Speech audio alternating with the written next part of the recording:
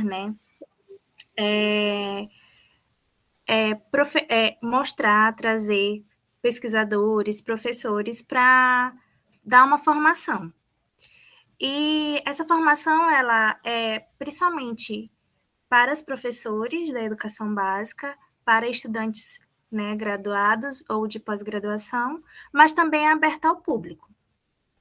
E hoje a gente tem o prazer de receber a professora Claudiane, né, que vem ministrar esse momento com a gente. E eu vou ler um pouquinho sobre esse currículo extenso e bonito dela. A professora é doutoranda em educação e graduanda em pedagogia pela UFMA. Atualmente, ela é professora do Departamento de Letras, UFMA, no curso de licenciatura em Letras e Língua Brasileira de Sinais. É mestra em Educação e pós-graduanda em Língua Brasileira de Sinais pelo Centro Universitário, em Santa Fé do Sul, e Políticas Públicas de Raça e Gênero. Atuou como intérprete de Libras na Rede Estadual de Educação, no período de 2010 a 2014, em São Luís.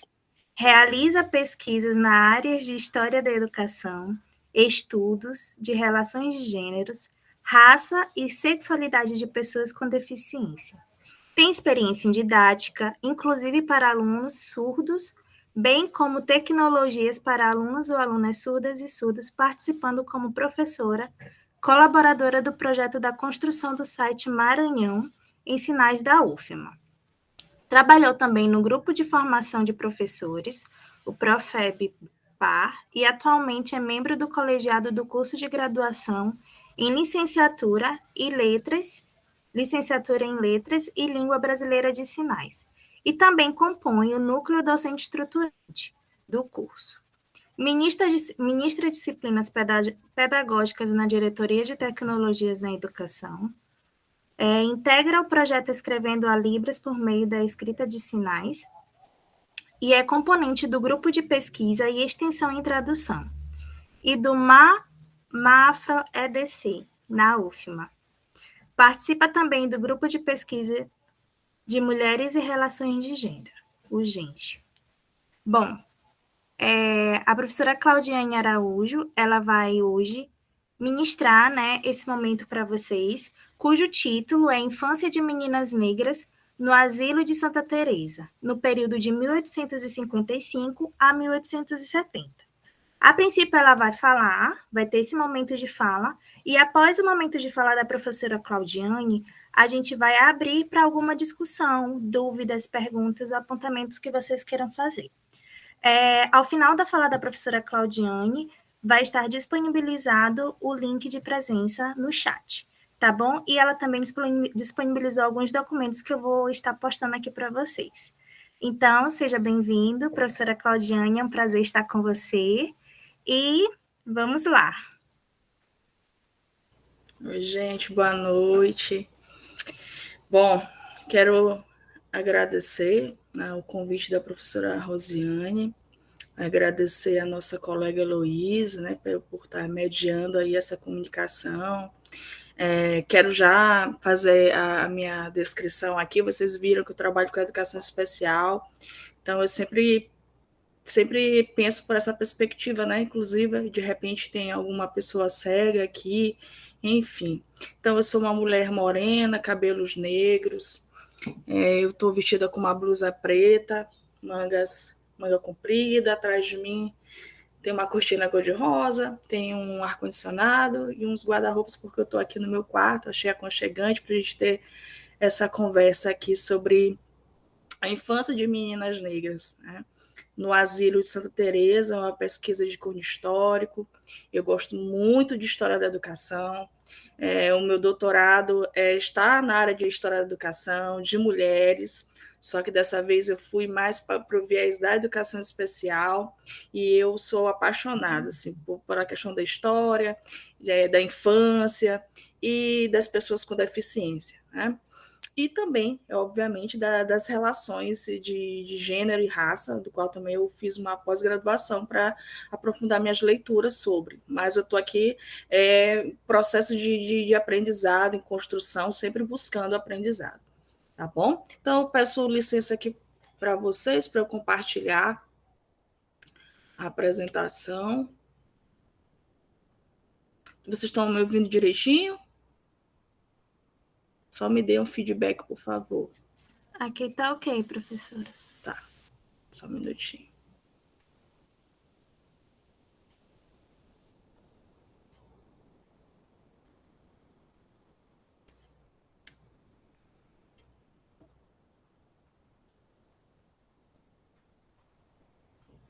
Conseguem ver? Já estou aqui na primeira página da apresentação. Consegue acompanhar? Sim. Pronto. Então, gente, essa é uma pesquisa do resultante da minha dissertação, é uma pesquisa do mestrado, onde a colega bem falou aí que eu participo do grupo de gênero, que estuda sobre o gênero, mulheres, que hoje a minha orientadora, a Irã, que foi orientadora do mestrado e agora doutorado, ela é coordenadora. E aí, durante as minhas leituras no grupo de estudo, eu pude me sentir muito provocada, né? Não sobre a evidência de crianças negras, né? Mas sobre o apagamento dessas crianças nos documentos, nas leituras, nos recolhimentos e no asilo. Então, foi por isso que eu escolhi falar de um estudo, né, desse estudo de relações sociais de meninas negras no asilo de Santa Teresa. O mestrado foi em educação, eu trabalho sobre essa questão de relações sociais, mas eu acabo também discutindo também sobre a instrução dessas meninas. Pois sim, como eu já falei para vocês, só para mostrar, eu coloquei aqui um direcionamento, só para vocês observarem quem estava me orientando, foi a professora Irã. Eu tenho um carinho muito grande por ela, me acompanhou durante todo esse processo, né, sobre a garimpagem no arquivo público, porque é uma pesquisa histórica, ela não é uma pesquisa fácil, os documentos eles não trazem tudo que a gente quer, né? Pelo contrário, ele está tudo muito nas entrelinhas, é tudo muito intencional, a questão da imprensa, as fontes nos jornais, né? Então, foi um processo mesmo de garimpagem. Na linha de pesquisa que eu trabalhei, foi a linha de mulheres, instituições escolares, e relações de gênero. Hoje essa linha tem outro nome, né? Sujeitos, instituições escolares. Mas a época que eu fiz, ela tinha esse nome, mulheres, instituições escolares e relações de gênero. O mestrado ele foi aqui mesmo na nossa universidade.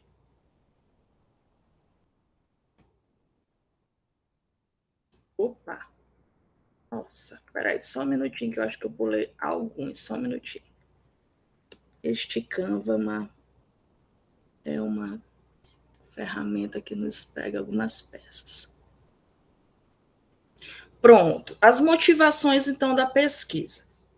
Como eu já falei para vocês, as reflexões que eu fui tendo no grupo de relações de gênero, sobretudo uma pesquisa, do qual é uma colega nossa hoje da universidade, a Maria José Lobato, que ela fez uma pesquisa sobre recolhimento do Maranhão, os recolhimentos no Maranhão.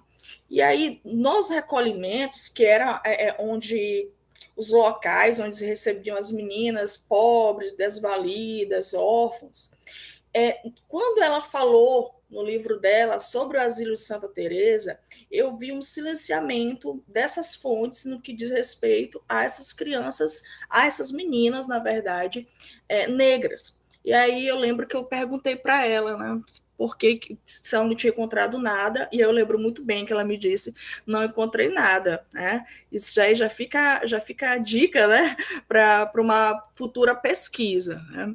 E aí aquilo ali me despertou. Eu já gostava muito de estudar sobre relações de gênero, raça, e aí eu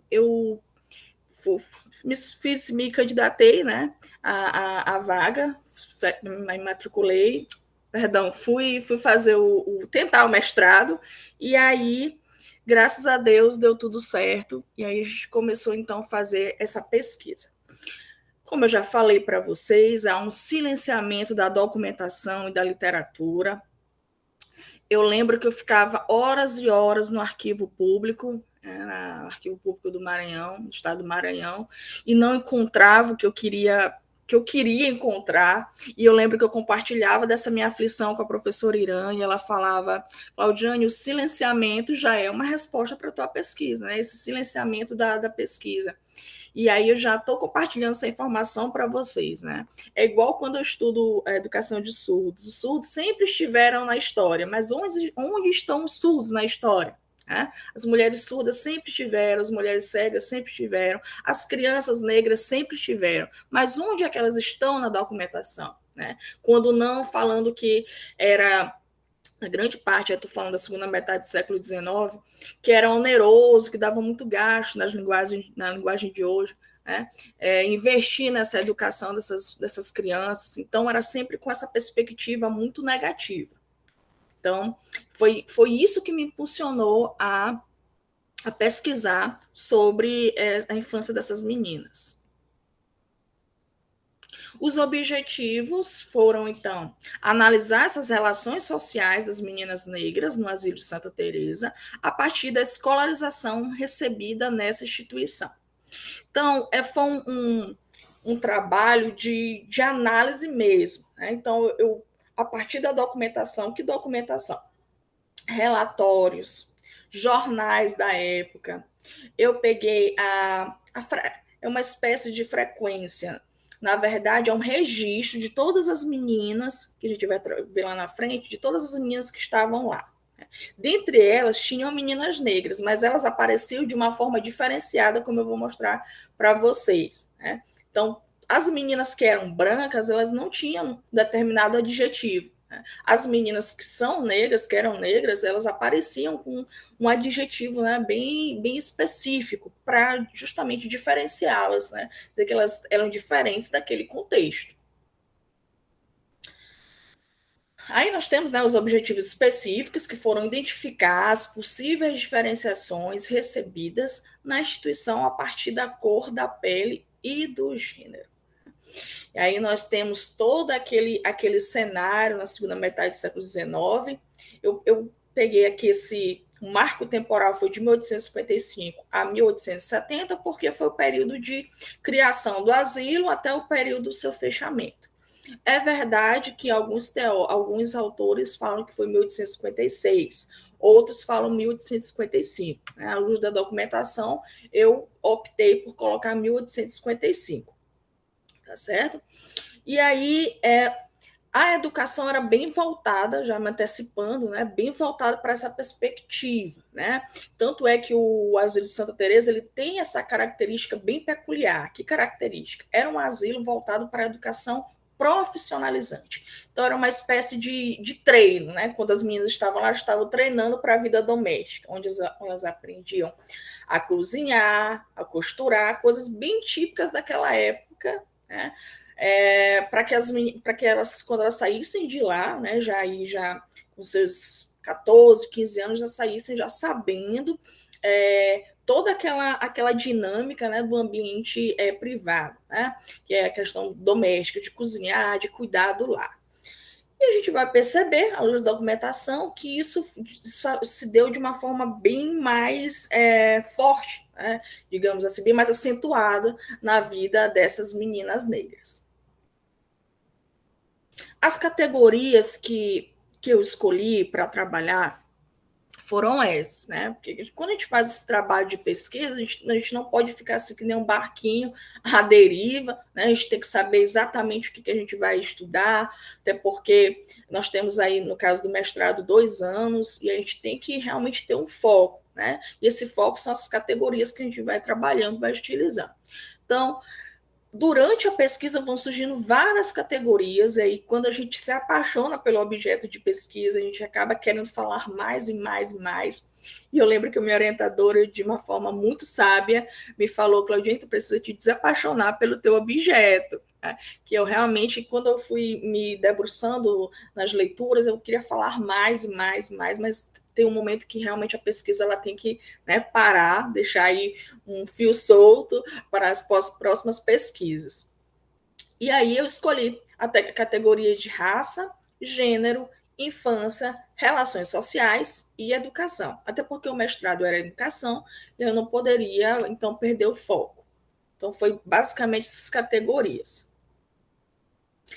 O conceito de infância que eu me lembrava, que eu sempre relia durante todo esse percurso de pesquisa, foi o conceito que Sarmento trouxe e que eu achei que veio, se encaixa de uma forma muito perfeita no que eu queria dissertar, né, no que eu queria pesquisar, que é o que ele diz, que as crianças, elas são seres sociais e, como tais, elas distribuem-se pelos diversos modos de estratificação social.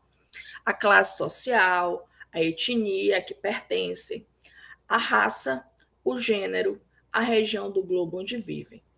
Os diferentes espaços estruturais diferenciam profundamente a infância. Eu utilizei essa mesma frase de Sarmento no projeto, quando eu submeti o projeto à seleção, e utilizei até a defesa, porque eu acho que contempla mesmo, porque a criança, sobretudo, a criança negra, realmente, ela se distribuiu a partir de uma estratificação, uma separação, uma diferenciação social. Né? A partir da sua classe social, a partir da sua etnia, a partir da sua raça, a partir realmente do seu gênero. Né? Então, coube de uma forma assim, perfeita no que eu estava procurando, certo? E aí, outro conceito que eu gosto bastante, que é o conceito da Scott, quando ela fala sobre o gênero, né? Que eu também utilizei bastante, entendendo que eu escolhi a categoria Relações Sociais para pesquisar, ela fala sobre isso nessa citação. E eu queria que nós refletíssemos sobre ela agora. Quando ela fala o seguinte: o gênero por um lado, um elemento constitutivo de relações sociais, fundadas entre as diferenças percebidas entre os sexos, por outro. É o primeiro de dar o significado às relações de poder. E, falando aqui da segunda metade do século XIX, se formos fazer aí um paralelo com os dias de hoje, ainda o gênero é um marcador de relações de poder. Né? Basta pegar qualquer número aí de violência contra a mulher, basta pegar qualquer número aí de machismo, de violência psicológica, própria violência física, nós temos aí ainda muito forte essas questões de relações de força, de relações de poder, no que diz respeito ao gênero, sobretudo, né, a questão do homem e da mulher, o homem exercendo o seu poder sobre a mulher. E isso vem se perpetuando, isso vem se reproduzindo e, infelizmente, o que é mais grave, se naturalizando. Né? É bem verdade que isso já vem sendo desconstruído, né? Nós temos aí todo um movimento feminista, toda uma conscientização a partir das redes sociais, e a gente já vai tendo observando essa desconstrução. O que, infelizmente, não acontecia no período da pesquisa, que foi justamente nesse marco aí da segunda metade do século XIX. Bom, a metodologia que eu escolhi foi da história cultural. Né? Pensar a cultura como conjunto de significados partilhados e construídos pelos homens para explicar o mundo. Pensamento 2003. Então, eu queria, né, na época, pensar de que forma essa sociedade percebia essa criança negra, né? Essa menina negra, como é que o que acontecia na sociedade para que essa criança fosse tratada no asilo do jeito que foi, né? E aí nós temos alguns pilares da história cultural, a questão da apropriação, a questão do próprio imaginário, a questão das representações. Quando eu falo de relações sociais, eu lembro muito da questão do representar, né? Então, o que estava na subjetividade, no imaginário daquela sociedade, refletia na forma de como tratar, né? E isso influenciava nessa interação, né, nesse movimento de trocas, que aqui eu chamo de relações sociais. Então, por isso eu escolhi a história cultural, porque foi uma metodologia, por ter esses pilares de apropriação, de imaginário, de perceber o comportamento social, foi a metodologia que acolhia, né, que realmente era bem coerente com o que eu queria, com o que eu pesquisei. A história realmente é a história cultural. E nesse sentido, eu acabei lendo muito Michel de Certeau, Peter Burke, que me direcionavam, me orientavam nesse sentido, na questão da própria história cultural, representações.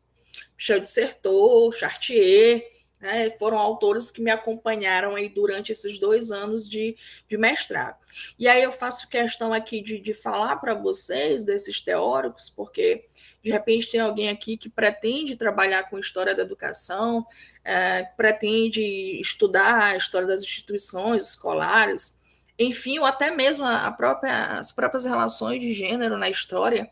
E aí vocês vão ter um bom arcabouço teórico nesse sentido, para quem for escolher a história cultural. Eles realmente dão um bom direcionamento. Não são leituras, que agora eu estou relendo no doutorado, não são leituras que realmente, eu vou ler agora, vou entender tudo, são leituras realmente um pouco complexas, mas são leituras que trazem conceitos muito reais, muito coerentes com a própria história, com a própria categoria gênero, eles dialogam muito bem. E aí também temos o próprio Bourdieu, que utilizo também. Não foi assim o teórico que eu mais utilizei, mas também fiz muitas leituras sobre ele, quando ele fala de relações de poder, a própria violência simbólica, em alguns momentos eu utilizei. E aí já estou compartilhando aqui com vocês, os teóricos são bons, muito bons nesse sentido, tá bom? E aí, falando em Chartier, eu trago então o conceito que ele traz sobre representações, quando ele diz que as configurações intelectuais múltiplas pelas quais a realidade é contraditoriamente construída pelos diferentes grupos que compõem uma sociedade. Em seguida, as práticas que visam fazer reconhecer uma identidade social, a exibir uma maneira própria de ser no mundo, a significar simbolicamente um estatuto e uma posição. E aqui vocês repararam que eu deixo algumas palavras em negrito, intencionalmente, quando ele fala de práticas, que é uma categoria da história cultural. Então, o que influenciaram, quais são os fatores que influenciaram essas práticas, que influenciaram essas relações, quais são os fatores que vão definir a identidade social de cada grupo, o que está em construção, de uma forma intencional, que vai definir esses 2 segmentos, essa estratificação social que o Sarmento bem pontua no início da nossa conversa. O que está por trás disso? E aí o Chartier ele traz essa reflexão também bem interessante que nos provoca no que diz respeito às representações. Peter Burke também, é que eu estou fazendo um passeio sobre os teóricos que eu utilizei para justificar por que eu utilizei esses teóricos, baseado nessas leituras, eu achei bem coerente. Então, Peter Burke, ele fala que a história vista dos de baixo, ela tem o que? Os registros, a história vista dos de baixo. Os registros oficiais, em geral, eles vão expressar o ponto de vista oficial. A nova história é a nova escrita, a nova história escrita com uma reação deliberada contra o paradigma tradicional. Acho que aqui ele foi bem direto no que ele quis apontar, que a perspectiva que ele traz é realmente a história vista dos de baixo. O que é essa história vista dos de baixo? É a história que nunca foi contada, a história dos silenciados, dos apagados, dos invisibilizados. E é quando eu falo invisibilizados, eu já lembro também do objeto que eu estou estudando agora, que são as mulheres cegas. Estou trazendo, estou pesquisando ainda, a pesquisa está em construção, só para dialogar um pouquinho aqui com vocês. A história das mulheres cegas é uma história apagada, a narrativa dessas mulheres.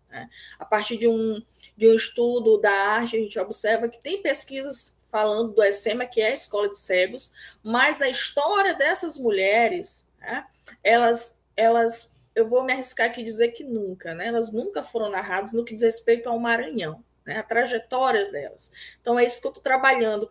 E aí, quando eu falo história vista dos de baixo, eu lembro dessa perspectiva e já chamo a atenção de vocês para refletir sobre essa perspectiva da história vista dos de baixo, né? Visto daqueles que sempre estiveram na história, contribuíram de todas as formas, mas que sempre foram apagados, né? É óbvio que eu sei que tem todo um movimento agora de desconstrução de uma história decolonial, né? E dessa história realmente vista, contada a partir de uma história mais problematizada. Essa é a intenção aqui o tempo todo, tanto nessa pesquisa do mestrado quanto na do doutorado, e essa perspectiva dessa história mais contemporânea, né? Se desprender um pouco dessa história do ponto de vista positivista, que é aquela história mais descritiva, né? Contada a partir do ponto de vista só de uma perspectiva, e não atentar para outras, né? Para outras histórias. E aqui eu quero chamar atenção também para a questão dos registros oficiais que Peter Booker fala, né? Que os registros oficiais expressam ponto de vista oficial. Então, os jornais eles têm sempre, né, aquela intencionalidade, né? A gente tem sempre aquela ideia de que o jornal ele é imparcial, ele não é uma perspectiva contemporânea. A Althusser fala que a mídia é um aparelho ideológico do Estado, então, realmente, a imprensa ela é e foi, né, parcial.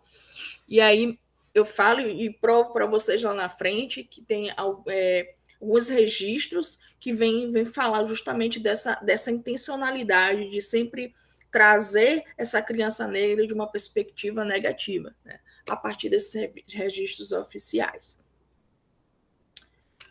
Certo.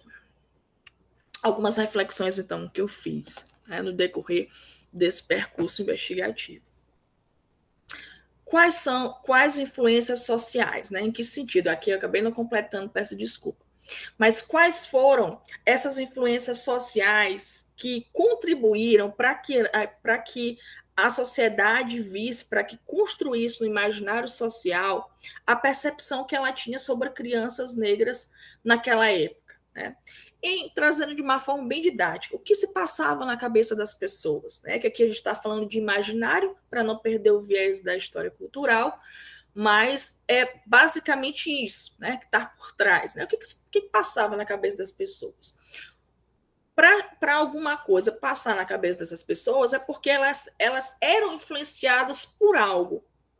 Elas eram influenciadas por quê? Por quem? Né? Com qual intenção?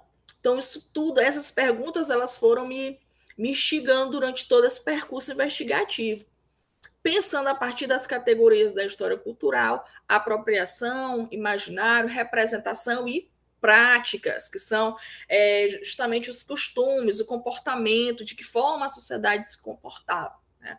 Práticas também é uma categoria da história cultural. Então, vejam que a metodologia ela é fundamental nesse percurso investigativo para que realmente a gente não se perca, né? Porque vão surgindo tantas coisas, são tantas fontes, né, que a gente tem que cruzar, e acaba que a gente acaba encontrando o que a gente nem imaginava que a gente fosse encontrar quando da construção do projeto, que se a gente não tiver realmente bem estabelecido, né, esses pilares aí da nossa pesquisa, essas categorias, é bem provável que a gente fale e não fale nada, né? Então, por isso é que a gente não pode sair do foco, né? A gente tem sempre que ter isso bem sistematizado, bem organizado. As vivências no arquivo público, garimpando a documentação. Realmente não foi fácil. Não foi fácil. A escrita é uma escrita bem complicada. Eu não vou aqui ficar maquiando a realidade, porque realmente os documentos, quando o pessoal do arquivo público, e aqui foram bem acolhedores, bem receptivos comigo, né? Quero deixar registrado. Mas o documento em si é um documento muito sensível, documentos do século XIX, imaginem. E aí, quando eu manipulava, tinha que ter a máscara e a luva, né? Porque são documentos muito antigos. E, às vezes, eles não permitiam, porque se pegasse o documento ia se desfazer todo, porque o papel, com o tempo, ele vai ficando muito, muito fino, né? E aí, os documentos que eu tive acesso, quando eu fui tentar ler a escrita, aquela caneta, né, de pena, era bem complicado o português que se utilizava. Então, realmente, foi uma garimpagem. A procura por esses documentos, tentar entender o que esses documentos tinham registrado, estava escrito, foi realmente um desafio muito grande, né? Os jornais, eles serviram para observar os anúncios, notas e artigos relacionados à temática. Eu utilizei alguns periódicos que foram o jornal O Globo, de 1854, jornal Farol Maranhense, jornal Pensador, Leis da Província, aí que eu coloco o número da Lei 408, 1856, 2020, perdão, 2040, de 28 de setembro de 1871. Enfim, alguns desses jornais não estavam relacionados diretamente com a temática. Eu utilizei em busca, né? Em busca do que eu realmente gostaria de encontrar. Mas confesso a vocês que nem todos eu encontrei. Bom, ensinar então essas crianças negras no Maranhão oitocentista. Né? Loura lá traz o seguinte, ela diz o seguinte, que as possibilidades de educação das crianças negras no período escravista são mais restritas, apenas à violência do trabalho nas formas de lutas pela sobrevivência. Né? Então, são crianças, que eu vou falar de uma forma bem geral, antes de chegar no asilo, são crianças que são filhas de escrava, ou filhas de ex-escravas, mas que fica como se fosse nas entrelinhas que o que a mãe foi, ela seria.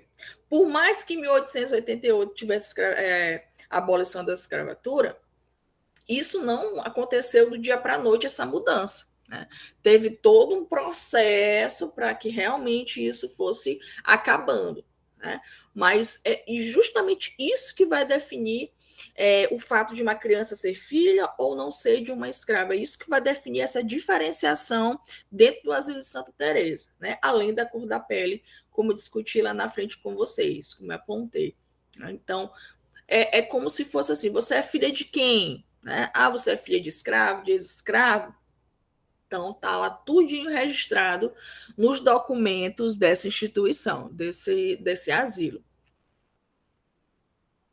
A educação era educação para submissão.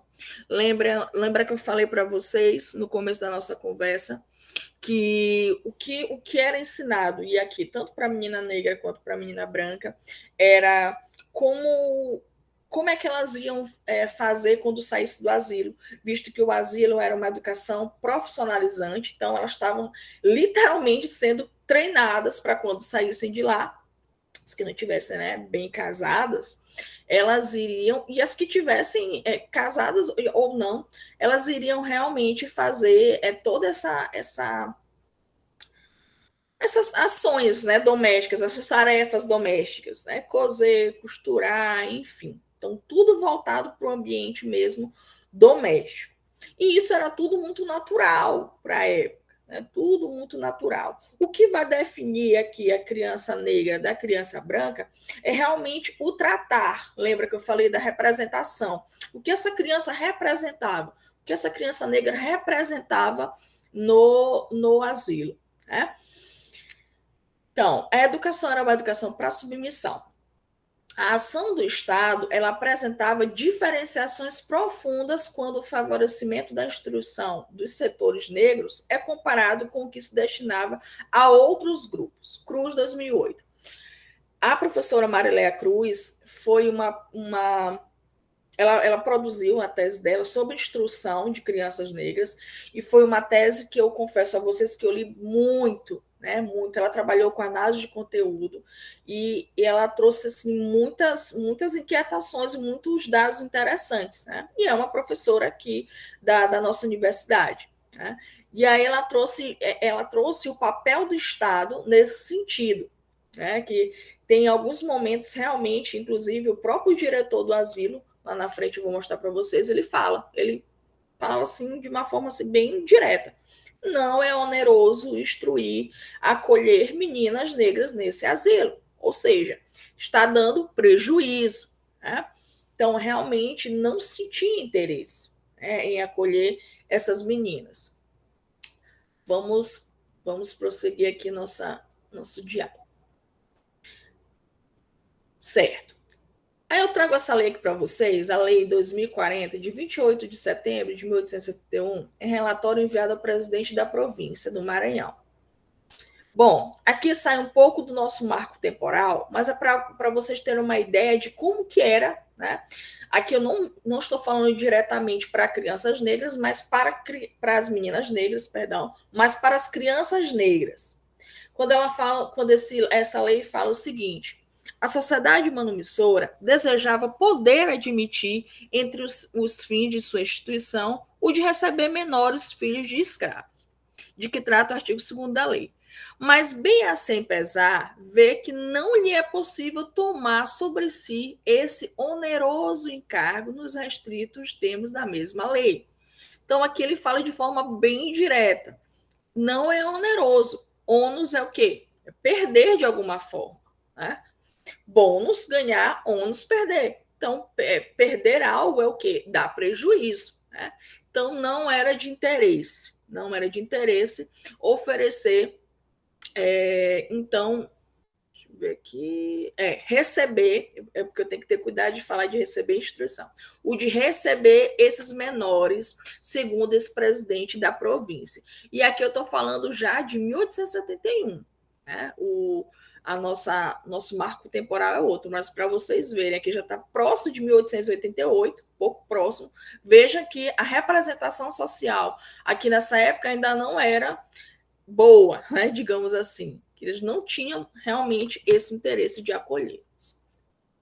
O privilégio de receberem, né, a caridade das famílias maranhenses por meio de contribuição às instituições de assistência e educação como a Asilo de Santa Teresa, o recolhimento de Nossa Senhora de Anunciação e Remédio, a Escola de Aprendizes Agrícolas, as Educandas de Vera Cruz, a Casa de Educandos Artífices eram dadas às crianças. Bom, essa citação ela ficou um pouco se solta, mas eu vou explicar para vocês qual que é o contexto. Né? O professor César Castro trabalha, né, sobre essa questão da história da educação, e aí eu peguei essa citação que ele fala, né? Bom, o Asilo de Santa Teresa foi só mais uma instituição, né, de assistência às crianças pobres e desvalidas. Né? Tiveram recolhimentos, né, como é o caso aqui, recolhimento de Nossa Senhora da Anunciação e Remédio, a Escola de Aprendizado Agrícolas, as Educandas de Vera Cruz e a Casa dos Educandos Artífices.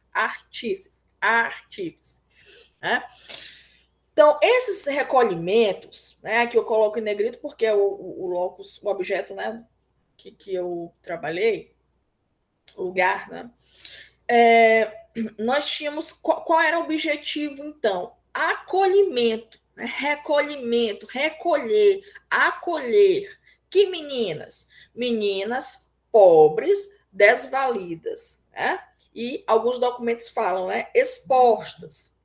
O professor Irã comentava outro dia na disciplina de História da Educação, eu não sabia desse termo, eu sabia desse termo exposto, mas eu não sabia do porquê, né? É que elas eram realmente expostas na porta desses recolhimentos, né? E o recolhimento, então, via aí e realmente acolhia essas meninas, né?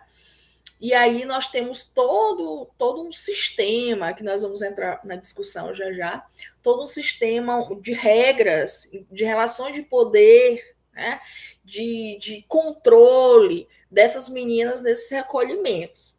E isso era muito mais acentuado porque elas eram mulheres, né? Então elas tinham que estar ali com um comportamento mesmo bem lapidado, né? Para que elas realmente não saíssem ali das regras da moral, né? Do que era bem visto naquela época. Então, esses recolhimentos eles tinham o objetivo de quê? Preparar as meninas pobres e desvalidas para o casamento legítimo. livrá-las de uma condição moralmente desejada, sobretudo as negras, eram preparadas para o mundo do trabalho com as funções próprias do espaço privado. Como eu falei para vocês, que a gente fala aqui de educação profissionalizante. Né? Ela realmente imagina como se fosse um treino, estivessem sendo treinadas para quando saíssem do asilo, estivessem preparadas. E não só preparadas com um saber aqui técnico, né, de realmente cozinhar, costurar, não, mas de ter toda uma postura, de ter todo um comportamento lapidado, porque o objetivo do asilo era realmente lapidar esse comportamento. Vejam que era para que elas realmente não tivessem um comportamento que fosse moralmente indesejado. Então, desde pequenininha, né, elas foram internalizando, né, todos aqueles valores, todas aquelas representações que estavam no imaginário daquela sociedade, como se fosse algo natural. Trazendo para o dia de hoje, a criança é natural para a criança, quando ela não está num ambiente que realmente os pais conscientizem, conversem sobre diversidade, relação de gênero, o que é natural? Menino azul, meninas rosa. Né? Então, o azul, quem for menino que vestir rosa, esse menino, ele é homossexual, ele é isso, aí começa toda uma série de preconceitos, né? E aí a menina que veste azul ou o menino que veste rosa, enfim, eles são, fazendo aqui uma comparação, né, os moralmente indesejados. E agora, dando esse exemplo para vocês, eu lembrei de uma questão que eu também tive muito cuidado, que é a questão de não tentar comparar o presente com o passado. Né? A gente não pode perder esse... Não pode se arriscar, né, nesse sentido. Realmente, por exemplo, eu vou dar um exemplo aqui para vocês do que eu estou querendo dizer. No estudo, por exemplo, de educação de surdos, como é que se chamava os surdos antigamente? Era realmente surdo-mudo. Né? Eu vou aqui para 1888, surdo-mudo, né? Que teve um congresso de Milão, enfim, surdo-mudo. Se eu for falar hoje surdo-mudo, a citar em algum artigo, alguém pode dizer, não, mas não é surdo-mudo, é surdo. Sim, mas no recorte histórico, na sociedade daquela época, era realmente a palavra que se utilizava, surdo-mudo. Então, é preciso ser muito fiel nas expressões que eram utilizadas, que foram utilizadas na história, né? Porque tem todo o contexto, tem toda uma representação da sociedade, enfim. E a gente não pode ser leviano no sentido de interferir no que é realmente as expressões, os termos utilizados na época. Além disso, a função era preparar, proteger e educar meninas órfãs da província e as expostas. E aí, além de tudo isso, melhoramento social e moral, que é bem ligado àquele outro objetivo, que é a questão de ter aqui a condição moralmente indesejada, né? Livrá-las dessa condição moralmente indesejada. Então, elas saíam do asilo mulheres prontas, né? Mulheres realmente que estavam ali para atender aquela sociedade da época da melhor forma possível, tanto para o casamento quanto para as atividades que elas pudessem exercer, sobretudo no contexto doméstico. Bom, o relatório do diretor do Asilo de Santa Teresa, de 1855, ele demonstra o interesse do diretor do Asilo Sotero dos Reis em habilitar as meninas do asilo para o ensino. Então, sim, Sotero dos Reis, ele foi um dos diretores, né, do Asilo de Santa Teresa. Aí eu fiz um recorte aqui. Habilitar as meninas desvalidas de cuja educação se encarregue a província. A servir, estava dessa forma no documento, tá? A servir de mestres particulares e criar-lhes um meio de vida honesto e lucrativo, todo e proveito da sociedade. Estava dessa mesma forma no documento. Bom, e aqui é um termo que a gente vê bastante na documentação que diz respeito ao asilo, meninas desvalidas, né?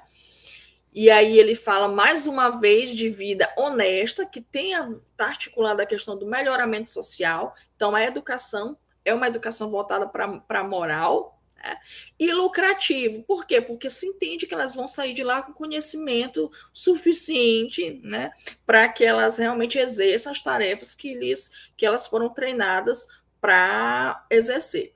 E esse termo que eu estou utilizando aqui, treinados, é um termo que eu estou utilizando, né? Mas a documentação não fala assim, né? Fala realmente de ensinar. A condição de escravo não representava um obstáculo à admissão nesta escola. Então, sobretudo, aquela citação que eu trouxe para vocês da própria Mariléia Cruz falava de um contexto bem mais amplo maranhense. No asilo de Santa Teresa, em um dado momento, né? Um dado momento, penso eu que por estar mesmo recém-criado, ele, logo no começo ele quis realmente acolher essas meninas. Com o passar do tempo, realmente se tornou um pouco mais oneroso e eles não quiseram, os diretores da província não quiseram mais acolher essas meninas. Bom, qual é a forma de aprender dessas asiladas? Obviamente, aqui não é uma forma de aprender direcionada só para as meninas negras, né? Que é tudo que elas aprendiam. A instrução moral e religiosa, a leitura escrita, noções essenciais de matemática e gramática, princípios elementares da aritmética e sistema de pesos e medidas da província. Segundo grau, geometria elementar, desenho linear, sistema de pesos e medidas do império e dos países com que tivesse relações comerciais. Cabral, 1984. Então, vejo que tem toda a questão aqui da lógica, né, da matemática. Lógica, sim, a questão do positivismo, na verdade. Né? Gramática, enfim, se dava toda a atenção à questão da própria matemática. Segundo o regulamento da instituição, ele registra o seguinte: o método de ensino ele deveria ser ministrado por pessoas instruídas, ou seja, não era qualquer pessoa, era uma pessoa que representasse o quê? A questão da afetividade, da segurança. E, historicamente, a gente entende, né, que quem exerce esse papel é a mulher. Né? Que tem toda aquela questão da feminização da docência. A mulher, como ela é mãe, né, se entende que ela é acolhedora, carinhosa, paciente, terna. Então, por isso, inclusive, que historicamente nós temos aí a presença bem significativa de mulheres na docência, né? Por todo esse processo aí de feminização da docência. Então, não era qualquer pessoa, geralmente eram as mulheres, não é de qualquer comportamento, né? Eram pessoas mulheres de boa conduta que tivessem como primeira obrigação, né, ensinar. O ensino, como eu já conversei aqui com vocês, era coser, talhar vestidos, bordar, bordar enfeites, né? Lavar, engomar, cozinhar. Além de fazer todos esses tipos além de fazer todos os tipos de doce e compotas, com aproveitamento das frutas da estação para serem vendidos e com lucros contribuir nas despesas cotidianas da casa. Então tem todo um treinamento, esse treinamento é bem amplo, né? Matemática, gramática, cozinhar, costurar, engomar, a questão da moral, da boa conduta, que também era trabalhado. Então, era como se fosse um universo assim, bem amplo, né, para essas meninas ali estarem internalizando, estarem aprendendo, para elas realmente saírem aptas para comportar os anseios da sociedade daquela época. Bom, para a administração interna, segundo o regulamento, deveria ser uma senhora viúva ou solteira de boa moral e sãos costumes. Então, uma mulher, uma senhora casada, ela não estava apta para ensinar para administrar o asilo. Né? além de ter a boa conduta. 15 anos de existência, o asilo contou com a presença de Manuel Gomes da Silva, Belfort e Francisco Sotero dos Reis como diretores. Eu penso que vocês conhecem o Sotero dos Reis, né? Ele é bem conhecido, tem até uma escola no centro com o nome dele, né? Então ele foi sim um dos diretores do Asilo de Santa Teresa. Bom, aqui nós temos algumas das educandas, né? Nomes com a idade, com os estudos, as escritas, o aproveitamento. Maria Rita Roxo, ela tinha 16 anos, estudava catecismo, escrita cursiva, teve um bom aproveitamento. Emília Capistrana, tinha 15 anos, estudos gramática, escrita cursiva e um bom aproveitamento. Amansa da Cunha, 13 anos, gramática, estudava gramática, letra cursiva e um bom aproveitamento. Maria José e Maria Luzia Lisboa. Uma estudava gramática e tinha 15 anos, a outra cartilha e tinha 13 anos, ambas com a escrita cursiva e um bom aproveitamento. Esse foi um dos documentos que nós encontramos com o nome, com o aproveitamento dessas meninas, né? Veja que aqui não tem discriminando se elas eram negras ou não. Em outros documentos do asilo tem discriminando, né? Então, a fonte é do relatório diretor do Asilo Santa Teresa, que foi encontrado no Arquivo Público. O ano é de 1859. Bom, nós tínhamos uma classificação das educandas. As numerárias, as pensionistas e as supranumerárias. As numerárias, elas eram mantidas a partir da província, geralmente com provável nível de pobreza. Lembra que eu falei para vocês que eram meninas pobres e desvalidas? Desculpem.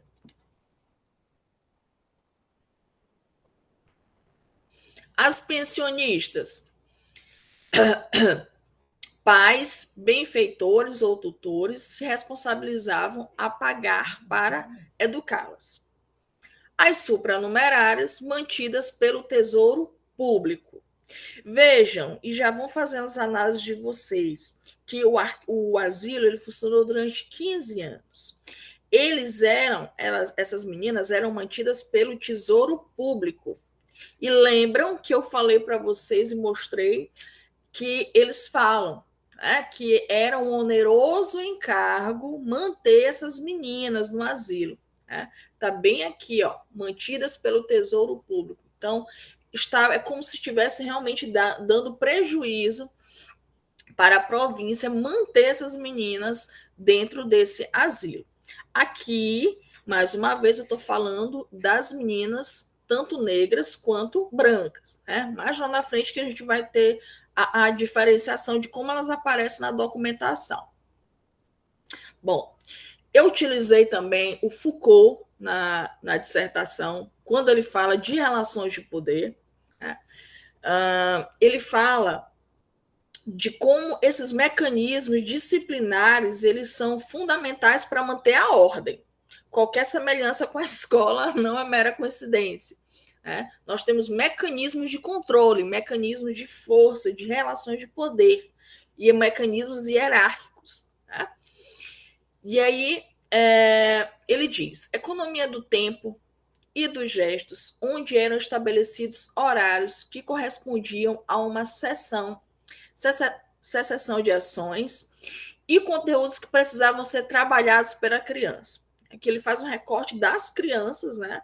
Não, obviamente que ele não está falando especificamente do asilo, mas eu trouxe o Foucault para a discussão porque realmente a gente vai ver um pouquinho mais na frente que as crianças, se elas não cumprisse algum tipo de tarefa num determinado tempo, elas eram punidas. Né? Por isso que a mulher que acompanhava, que administrava, ela precisava ter uma boa conduta, porque ela era uma espécie de referência para essas meninas. Né? Então, elas iam crescendo e tendo como principal referência essa mulher, né? Que não era casada, ou solteira, ou viúva. Bom, trago aqui uma reflexão de Gondra, né, para mostrar para vocês, né, como é que era aqui. Eu até coloquei aqui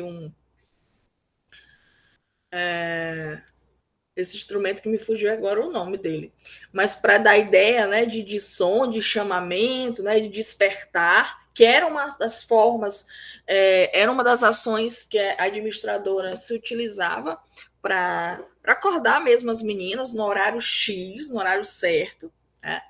E, mais uma vez, né, algo muito utilizado nas instituições escolares. Né? Tanto é que em muitos contextos, se você não chegar naquele horário X, você é punido, você é impedido de assistir à aula. Então, dentro e fora dos colégios, a prostituição era considerada como um risco eminente da sociedade do século XX. Dessa forma, era necessário combatê-los através do disciplinamento interno e o enclausuramento, que eram medidas consideradas necessárias. Né? Bom, eu fico aqui com essa segunda parte dessa citação, que ele fala de disciplinamento interno, que já dialoga com o que Foucault trouxe, né? De moldar, de lapidar, de controlar, né? De manter esse controle. E aqui o enclausuramento, porque o recolhimento ele realmente ele acolhia, né? E ele não deixava as meninas, digamos assim, saírem a seu da forma que elas quisessem. Né? Tinha todo um sistema de regras, como a gente vai ver aqui. Né? Então, tinha toda uma determinação estatutária, uma vigilância constante, né? E moral. Então, veja bem como o que já fez as leituras com Foucault sabe que ele fala muito, né? Tem até uma frase dele que diz: se tem uma instituição que parece muito com o exército, essa instituição é a escola, né? Porque ela traz muito, né? Ela traz muito esse movimento, né? De controle, esses mecanismos, na verdade, de controle. Métodos punitivos. Repreensão particular, falta de menor gravidade.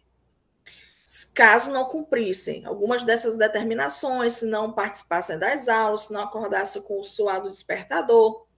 Representação severa em presença de outras educandas, falta de menor gravidade. Assento em lugar isolado das outras educandas, falta de maior gravidade. Privação a assento à mesa em qualquer ocasião da comida, falta de maior gravidade. Privação de merenda, comer frutas no jantar, falta de maior gravidade. Privação, de brincar na hora do recreio com o isolamento das outras asiladas, falta de maior gravidade. Posição de joelhos, de 5 a 15 minutos, nível alto de isolamento e castigos físicos. Então, se você, uma criança no Asilo de Santa Teresa, nesse contexto, né, de relações mesmo, de poder, de manutenção desse poder, se ela não cumprisse de uma forma bem rígida, ela realmente ia sofrer faltas aí de vários tipos de gravidade, né? Inclusive em castigos físicos. A cor da pele ela foi um critério de exclusão. Nós temos a relação nominal de negras, que possuíam o primeiro nome e o sobrenome. Deixa eu ver. Opa, acho que aqui não deu para. E o sobrenome completo, acabou recortando aqui, não apareceu tudo. Bom, nós temos 46 recenseadas, apenas aparecia o primeiro nome, né, dessas meninas. Pretos que apresentavam o primeiro nome eram 23. 35 apareciam só o primeiro nome. Nomes completos, 10. Brancos, 10. Né? O que me leva a perceber que tinha um número significativo, né, de crianças negras. Ó. Brancos, 10. Nomes completos, 10. Mas vamos seguir aqui a nossa análise. A Amância aparecia dessa forma na documentação. Filha natural da Liberta Vitorina da Conceição. Conceição Lobo, filha natural de Catarina, já falecida. Mônica Rosa, Liberta, filha natural da Parda Mansa Maria, já falecida. Laura Rosa Quadro, Liberta, filha natural da Emília Alderiva Quadro, Luísa Rúfia, filha natural da mulata Matilde Rosa de Sá. Então, observa de como, quando eram as meninas brancas, só para vocês terem um comparativo, ó, dessas 10, as brancas provavelmente aparecia o nome completo. Por que isso eu estou falando isso para vocês? Porque quando eram as meninas negras, sempre tinha esses adjetivos, perdão, aqui para definir se eram negras ou não. E isso já nos leva a perceber de que ter uma menina negra representava algo que era um fator, um marcador realmente de diferenciação naquele contexto, né, do Asilo Santa Teresa. Então, não era algo que passava despercebido, não era algo que marcava, que realmente diferenciava. Tanto é que a documentação mostra isso. Bom, com a discussão, né, que eu mostrei para vocês, na verdade, o registro, né, que era um oneroso encargo manter essas meninas, né, teve a lei provincial de número 918, de julho de 1870, que vai determinar essa extinção do Asilo Santa Teresa e a transferência dessas asiladas para o recolhimento, colocando-as sob imediata proteção do bispo. Quando eu falo dessa extinção, eu gostaria realmente que vocês lembrassem que foi por esse ônus, né, da província, certo? Acho que não sei se ainda estou no meu tempo. Bom, acho que eu falei 1 hora. Bom, as considerações finais. Contenção de gastos foram uma dos motivos do fechamento desse asilo, né? Contenção de gastos, como eu já vi falando para vocês. E uma coisa que me marcou muito, o silenciamento nas fontes. Depois que eu apresentei, que eu defendi, eu encontrei alguns documentos que realmente mostrava que algumas dessas meninas se casaram, né? Enfim, mas até a defesa não tinha encontrado, tanto que eu coloquei nas considerações que o silenciamento teve todo um silenciamento nas fontes. A questão do imaginário social, né? O fato é óbvio que tem toda uma discussão na dissertação, né? Porque realmente aqui, como ficou dito, a gente tem que estar prestando atenção aqui no tempo, né? Por uma questão, eu não vou ser punida nesse caso, mas uma questão mesmo de otimizar para a gente poder discutir um pouco depois. Mas quando eu falo aqui de imaginário social, eu realmente falo das influências, né? O que influenciava o imaginário social para que isso, a cor de pele fosse um marcador nos registros dessa instituição. Tá? Então, às vésperas da abolição da escravatura, né, mas não foi bem assim. O que eu quis dizer com isso? Né? Que apesar de ter, em 1888, toda essa abolição dessa escravatura, as coisas, as mudanças, né, a evolução, no que diz respeito ao tratar dessas meninas, a como se estabeleciam essas relações, elas não mudaram de um dia para o outro, né? Realmente ainda teve toda uma resistência de aceitação, né, dessas meninas. E aí, então, nós temos essa transferência dela mesmo para o recolhimento, que é quando eu disse para vocês que algumas delas até se casaram. Né? Bom, foi uma pesquisa que gerou, né, um livro, um e-book. Esse aqui eu estou mostrando em primeira mão para vocês, onde a gente faz essa discussão de uma forma mais profunda. Né?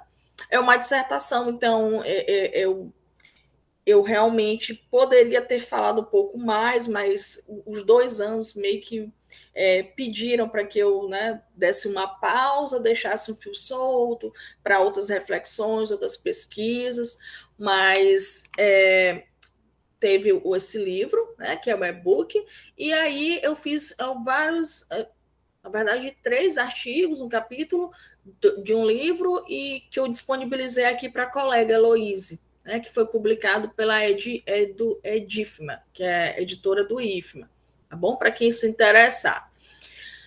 Recorri a algumas dissertações que realmente me contribuíram muito, como essa que eu falei para vocês, da professora Mariléia Cruz. recorri aos escritos também do professor César Castro, que ele fala bastante também de como era essa história da educação aqui no Maranhão, outro cientista, e é isto. Não sei se eu terminei no tempo certinho, gente, mas é isto. Obrigada. Obrigada, professora, pelas suas contribuições. Assim, foi muita informação, né? Apesar do tempo, a gente acho que ficou com aquele gostinho de quero mais. Esse livro aí no final, eu particularmente já estou extremamente interessada em querer adquirir ele, né? As Obrigada. ligadas, assim, fantástico tem o título. Mas, como a gente havia combinado,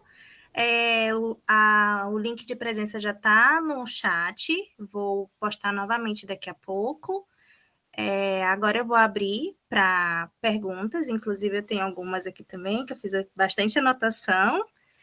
E a gente vai começar com ter uma pessoa com a mão, né, para cima, acho que é a Mônica. Você quer falar, Mônica? Megafone, agora que eu vi. Obrigada, Maria Eunice. Também, professora, tem a colega Josiele, eu acho, perdão. Ela perguntou qual era o livro do Sarmento, que a senhora falou sobre o conceito dele, né? O conceito que a senhora citou, que falava daquela diferenciação social, ela queria o título. Eu vou olhar bem aqui na dissertação. Enquanto isso, me passa outra pergunta para não deixar a moça esperando. Eu vou procurar bem aqui. Tá, e teve algumas considerações aqui no chat também. Daqui a pouco eu vou estar lendo, mas a segunda pergunta é da Remédios, que ela vai perguntar o seguinte: numa abordagem histórica e social, quais contribuições dessas instituições no atual contexto, né? Deixa eu ver aqui. Estão perguntando pelo seu Instagram, e depois a senhora pode disponibilizar. Tá. Vou já. Aí eu vou postar o e-mail da professora, que ela compartilhou comigo, pessoal, caso alguém queira, tenha alguma dúvida, né? Tá aqui, deixa eu só copiar aqui rapidinho para a colega, rapidinho. O do Sarmento. Quando a senhora também falou sobre a questão do termos, né?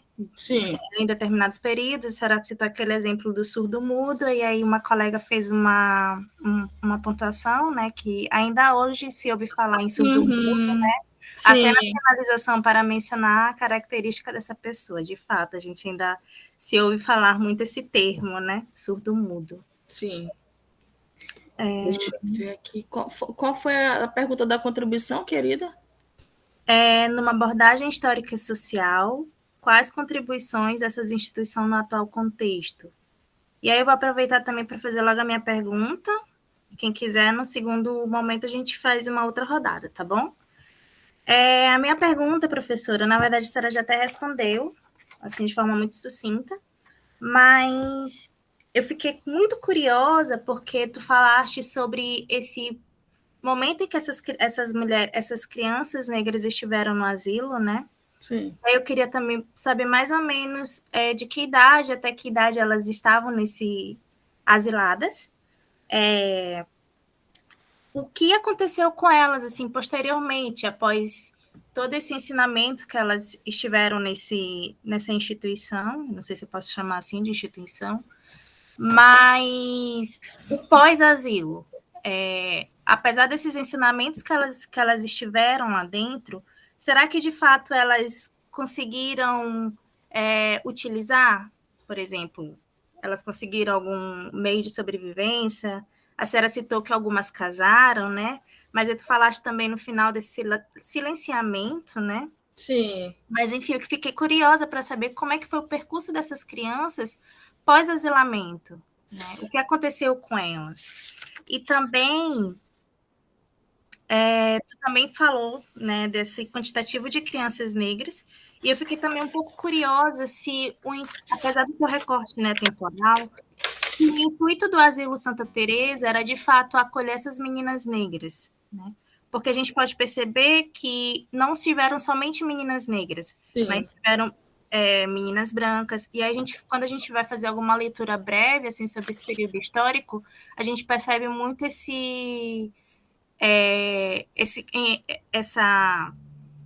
internação de crianças, não sei se essa é a palavra correta, mas de crianças de classes asiladas, perfeito. Crianças de uma classe social, né, boa da época, que tinham condições, né, enfim. Mas qual era de fato o sentido desse asilo para esse período? Será que era de fato voltado para essas meninas negras? Ou eles tinham outros objetivos? Se eles alcançarem esses objetivos, né, por fora? Enfim.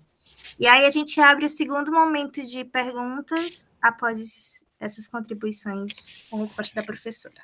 Obrigada. Eu acho que eu consegui escrever tudo. Eu vou tentar responder. Se eu não contemplei, vocês podem reforçar.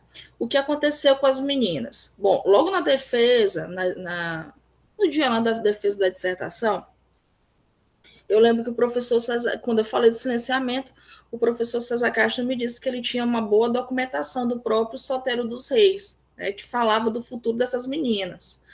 E aí, e aí eu sempre tentei ter acesso a essa documentação, porque é muito leviano história eu dizer, né, Claudiane, que elas foram casadas sem eu ter acesso a essas fontes. Né?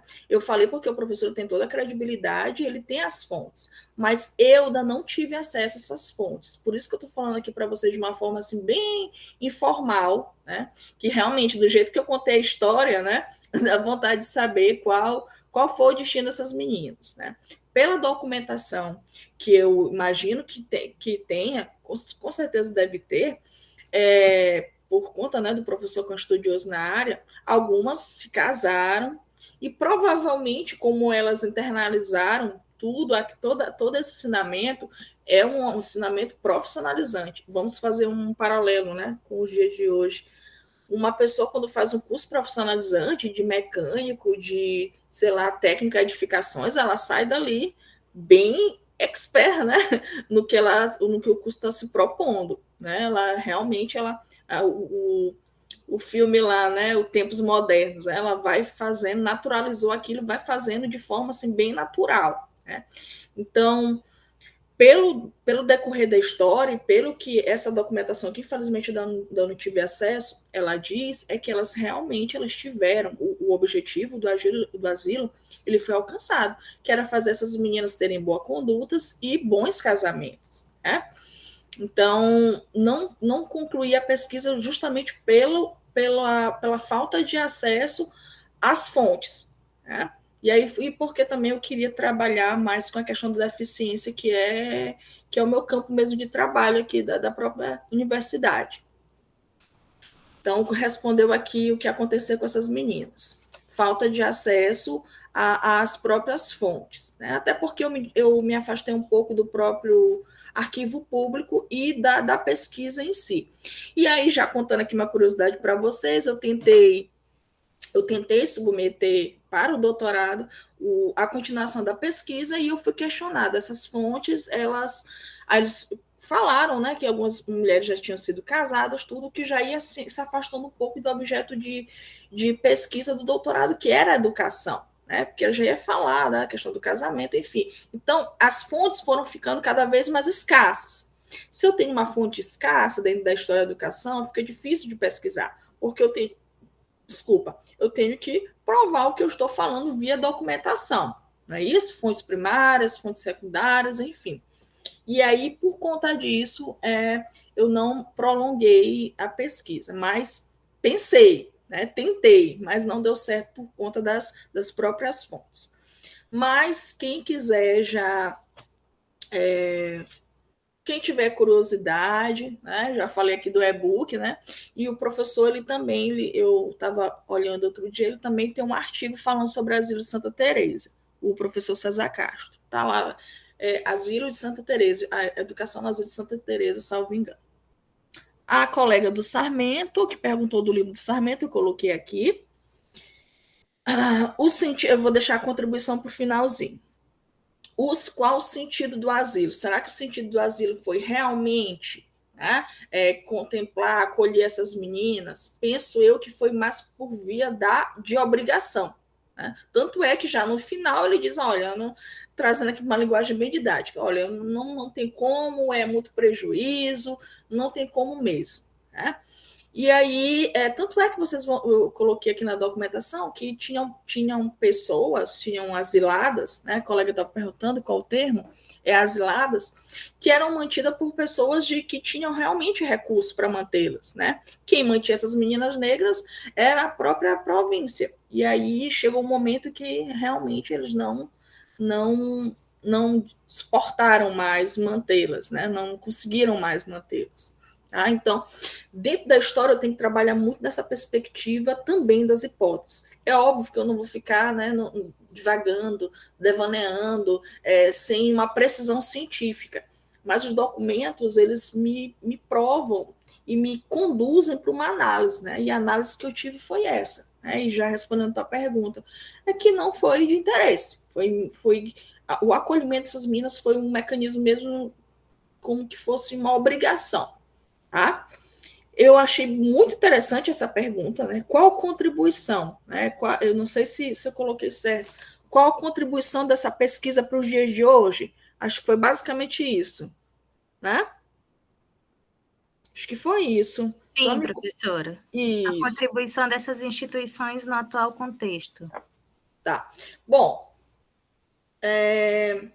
a contribuição, né? Foi toda uma análise. Desliguei aqui essa luz, vai ficar muito escuro. Bom, a contribuição é despertar, né? Despertar, provocar, instigar as pessoas que tivessem acesso a esse texto a não somente ter uma análise, não somente a partir das meninas negras, né? Mas todos os sujeitos silenciados na história. O mesmo start, né? Que me deu, o mesmo despertar que me deu quando a colega disse, olha, não encontrei nada lá. Mas eu pensei, mas elas estavam lá. Né? Então, é esse mesmo mecanismo de pensar a história do ponto de vista, né? Aqui eu não contei a luz delas, porque obviamente já tinham morrido, né? Não foi uma história baseada em narrativas, não, mas foi a história dos que sempre estiveram na história, mas que sempre foram apagados. Né? E aí essa história foi se reproduzindo e está do jeito que está, porque tem toda uma gênese na história. Eu não sei se vocês estão aí acompanhando esse meu raciocínio, porque às vezes a gente vai fazendo várias leituras e vai, né, colocando. Mas, por exemplo, agora no próprio doutorado, a gente está tendo acesso a umas leituras, e eu achei bem interessante o texto, foi um texto que a gente trabalha na graduação. Né? E José Barros, ele fala da história. Ai, gente, deu um Google aí. José Barros, a história. História. Esqueci. Foi em abril o livro que eu li. Mas José Barros, a história contada a partir do ponto de vista de. Eu esqueci, não vou mentir para vocês. Na próxima rodada eu vou olhar bem aqui e colocar para vocês. Mas ele nos convida a contar uma história problematizada, né? Que é justamente essa história dos que sempre tiveram na história, mas que sempre foram apagados. Então, a contribuição é mostrar que, apesar dessa história descritiva, essa história mais positivista, tentar apagar, é tentar mostrar que elas estavam lá, que elas participaram. Que alguém colocou aqui, foi triste, né? Realmente, elas tiveram uma infância negada, é um nome que eu escolhi para a dissertação. Inclusive, tentei até mudar para o livro, a professora Helena não muda, que esse nome é tão interessante, tão bonito, e é realmente uma infância negada. Vejam, aconteceu na segunda metade do século XIX, todo um mecanismo de punição, de controle. Segunda metade do século XIX. Se nós formos fazer uma reflexão para hoje, alguma coisa mudou? O que mudou? O que ainda falta avançar? Né? Então, é muito nesse sentido, né? De ver a criança negra nesse Maranhão oitocentista, submetida a essa série E aqui eu estou falando da criança negra. É obviamente que o asilo teve crianças brancas também.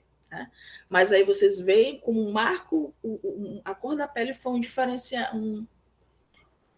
algo que diferenciou essas meninas dentro dessa instituição. O que foi que mudou, né? À luz de tudo que foi discutido, de tudo que foi mostrado? Que mudou? É óbvio que essas meninas, que hoje uma criança ela não pode sofrer nenhum tipo de agressão física, né? Mas será que isso é realmente isso que acontece? Será que hoje não são outros tipos de agressão à criança negra? Né? Quais são os tipos de agressão?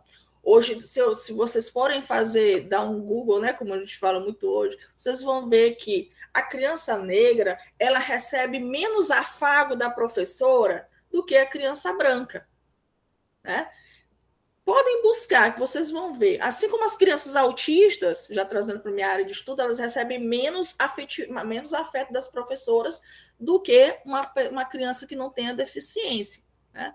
Então, essas são as minorias, esses são os sujeitos silenciados da história. Então, minha pesquisa ela busca contribuir nesse sentido e mostrar os silenciados da história.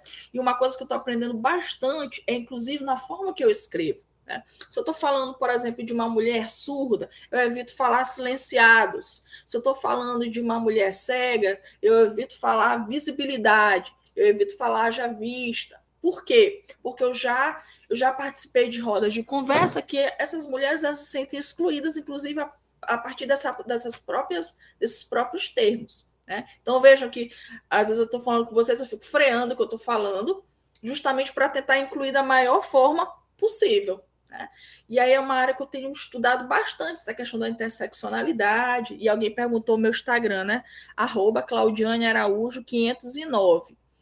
E aí eu coloco lá história, mulheres, deficiência, né? E também gosto muito de feminismo.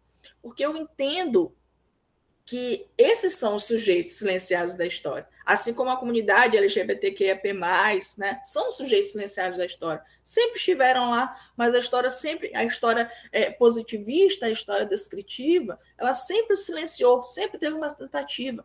E são saberes roubados de nós. Quer ver, mas vocês deixar, eu vou me empolgar e vou falar aqui, mas é porque são coisas que me indignam. Por exemplo, já falando aqui do sujeito surdo, da criança surda, já que a gente está falando de infância, né?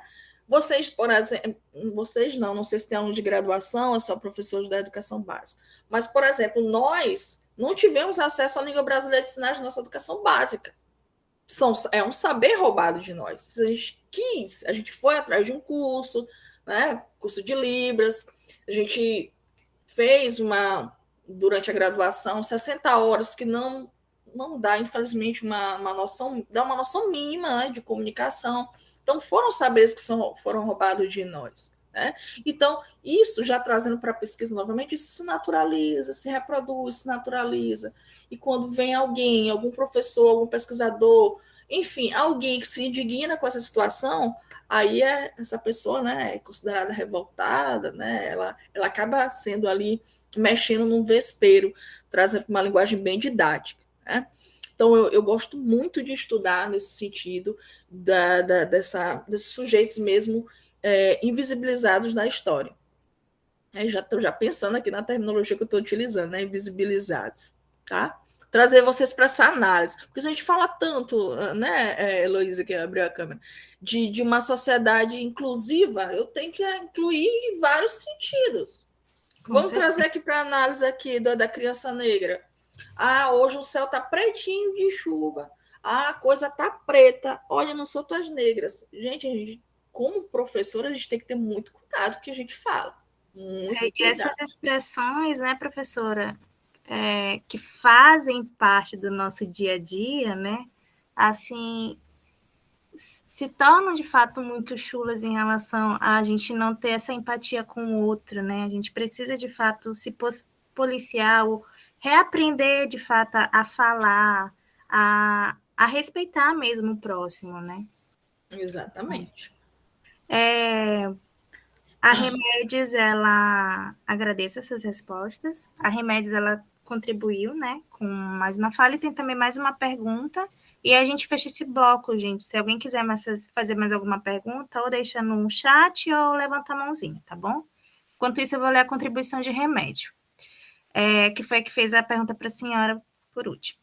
De fato, o contexto social apresentado quanto aos asilos é algo peculiar, mas referindo-me ao asilo de Santa Teresa, é imprescindível o destaque da formação.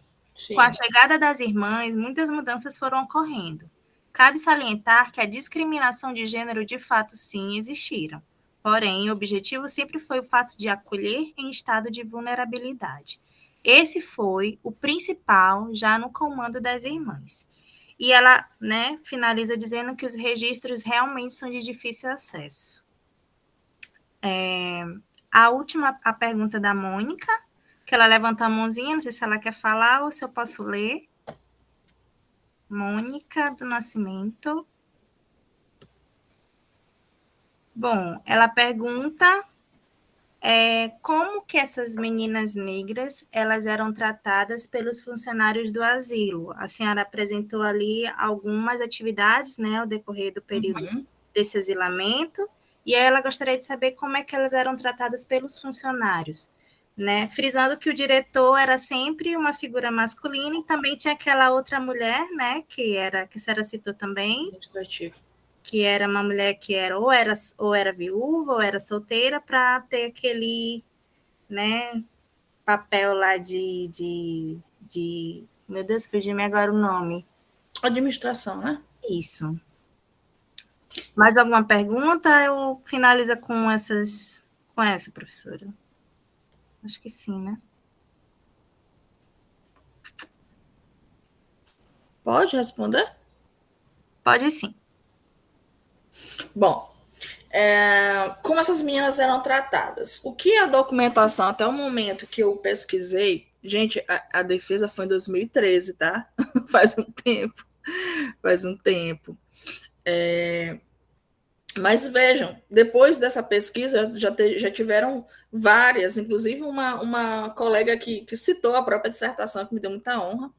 Ela foi para publicação, até a dissertação dela fala de instrução de crianças negras. Então tem muita coisa ainda para se falar, né? Não só de crianças no Asilo Santa Teresa. Bom, como é que essas crianças eram tratadas? À luz do que foi colocado, né? Se elas, não só as crianças negras, né? Se elas não cumprissem todo aquele regimento, todo aquele controle, todas aquelas regras, né? É porque eu não coloquei aqui na apresentação, mas elas tinham horário para oração, elas tinham horário para acordar, tinham horário para dormir, né? Enfim, se elas não cumprissem, vocês viram que tinha vários tipos de falta, né? Falta grave, né? Se elas não cumprissem, de acordo com que a pessoa que acompanhava, né? Se elas não cumprissem, elas eram punidas. Vocês viram que era desde de castigos leves até castigos mais graves, né? Ele coloca aqui, vou voltar bem aqui rapidinho, só para citar. Castigos físicos, aí eu lembrei muito da palmatória, né? Não sei se vocês passaram, eu não passei por isso. Mas um dos nossos pais passaram, quer dizer, a minha mãe passou, né? Aí nós tínhamos posição de joelho de 5 a 10 minutos, né, de uma perspectiva mais contemporânea, né, tinha os milhos, né, mas aqui no asilo as documentações nos mostram só isso, né, que é a posição de joelho de 5 a 15 minutos, que é o nível alto de isolamento dos castigos físicos. E isso se elas não cumprissem toda essa determinação, né, principalmente no que diz respeito ao horário, que é o que eu mostrei, inclusive, uma citação de Foucault para vocês, né. É igual, turma não, desculpa, porque a gente é professor, né? Mas, pessoal, é bem parecido, assim, com a organização da escola, né?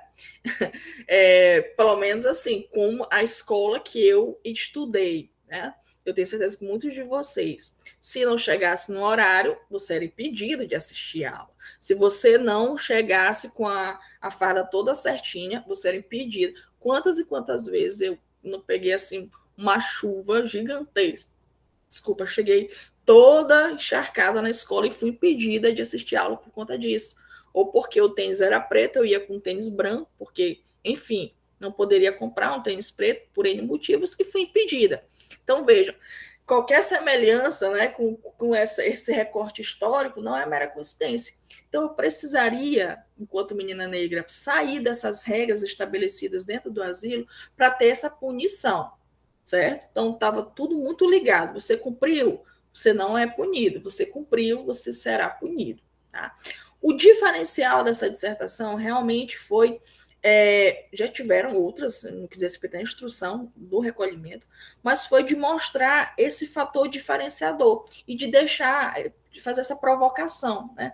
Por que foi um diferenciador, né? Essas meninas nesses registros, filha de Amância, filha de ex-escravo, filha de escravo, né? É porque mostra, visto que eu não poderia perder de vista, né, a questão das representações, do estudo das relações sociais, né?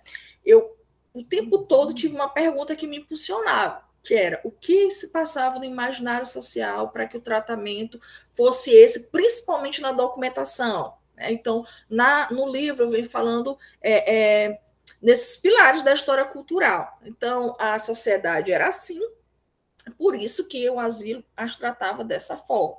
Eu não estou aqui com isso dizendo, como a Remédio muito bem pontuou, né, que era um contexto cruel, não, apenas representava como era a sociedade da época. Né? Realmente, se nesse contexto de educação profissionalizante, se não se cumprisse determinada função, com certeza se tinha uma punição.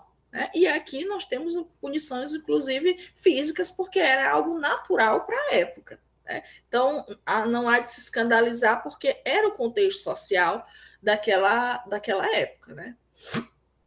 Alguém quer perguntar mais alguma coisa, gente? Perfeito, professora. E aí, algumas meninas, né, contribuíram aqui, finalizando, que quando a senhora citou sobre esses castigos, né, que elas tinham, essas punições, na verdade, que elas sofriam, aí algumas meninas citaram que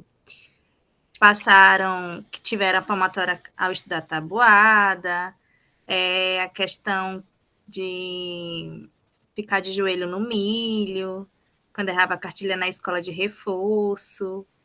A Remédio também finalizou falando que, de fato, se tem muitas curiosidades a serem desveladas, né?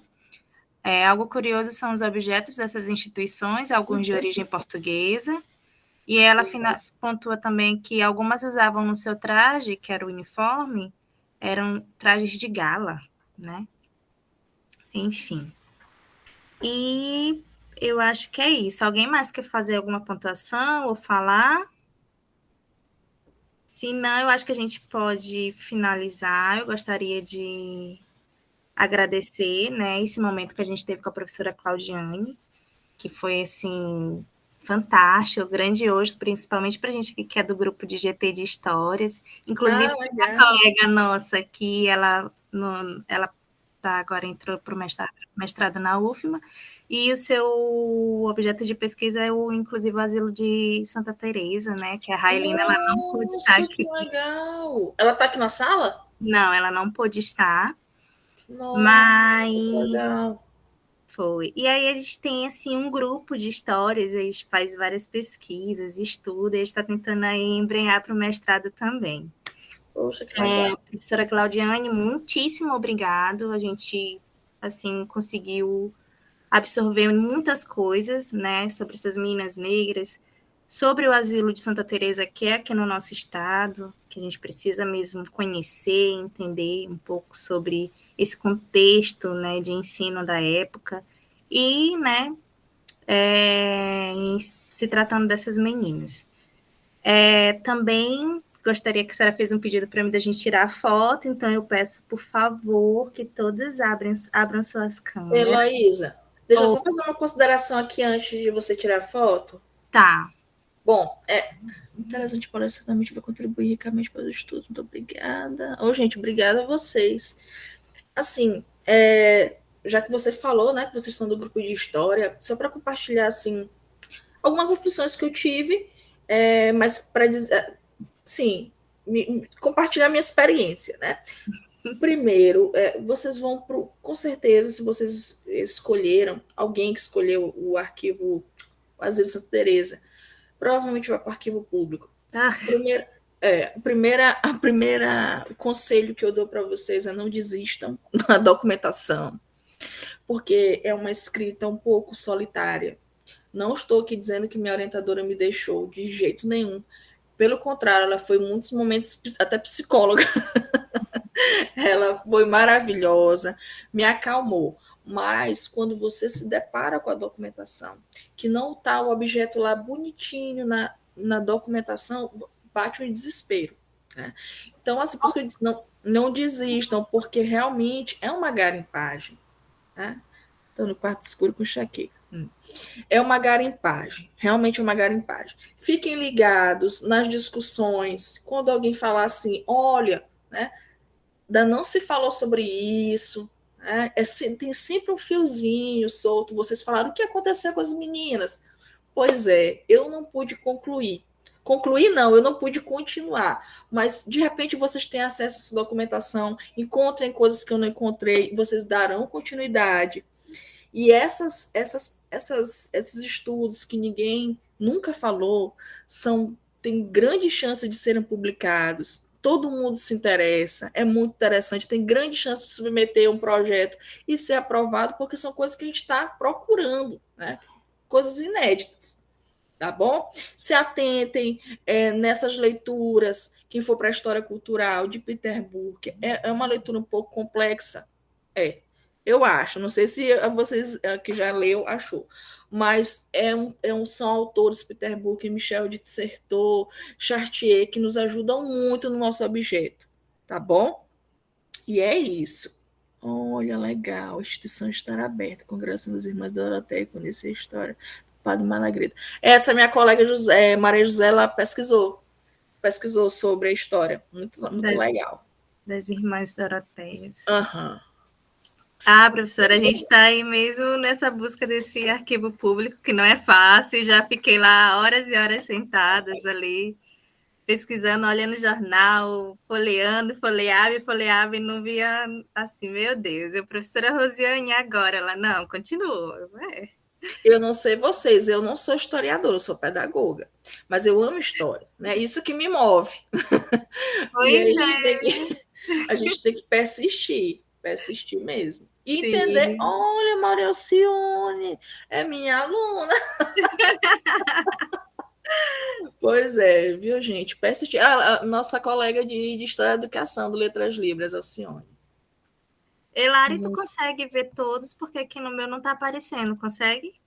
A Larissa vai tirar a foto. A Maria Onésia quer trocar figurinha, com certeza. A gente está aqui para isso, né, professora Claudiane? O pessoal também do GT de História, a gente está aqui para ajudar e ser ajudada e compartilhar, e é assim que a gente vai nesse mundo aí da pesquisa. Exatamente.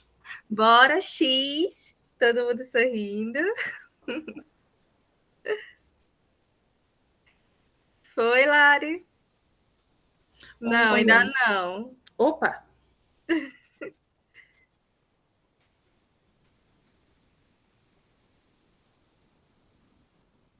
Perfeito, obrigada. Obrigada, meninas, pela presença. Obrigada, Lari, saudades. A gente já agradece mais uma vez. A professora Rosiane também está aqui agradecendo, apesar dela não estar, né, no momento, acho que ela está na sala, mas ela está ocupada com algumas outras questões, mas ela agradece imensamente a professora Claudiane por ela ter se disponibilizado a estar conosco nesse momento. Vou passar a foto para a senhora. Obrigada, meninas. E até o próximo encontro. Alguém rapidinho falando aqui de História da Educação, Educação de Surdos. Eu coloquei meu e-mail aqui, tá? A professora Claudiane disponibilizou um e-mail, meninas. Heloísa, esse e-mail que eu tenho, que eu estou participando do estudo, ele é da minha escola, onde eu trabalho. E aí, teria algum problema substituir pelo meu e-mail pessoal? Desculpa, o quê? Não entendi. Esse e-mail que eu estou participando da sala, ele é da escola. Não, mas no momento que tu preencheu lá o formulário, tu botou o teu? Sim, não, eu coloquei, só que eu fiz a inscrição por ele. Não, tranquilo. Eu vou deixar aqui o meu WhatsApp e tu me manda uma mensagem lá, tá bom? Ok, tá certo. Pois tá. Obrigada, gente. Boa noite. Boa noite, gente. Tá, boa Boa noite. noite. Beijos, obrigada. Nada. Tchau, tchau. Tchau.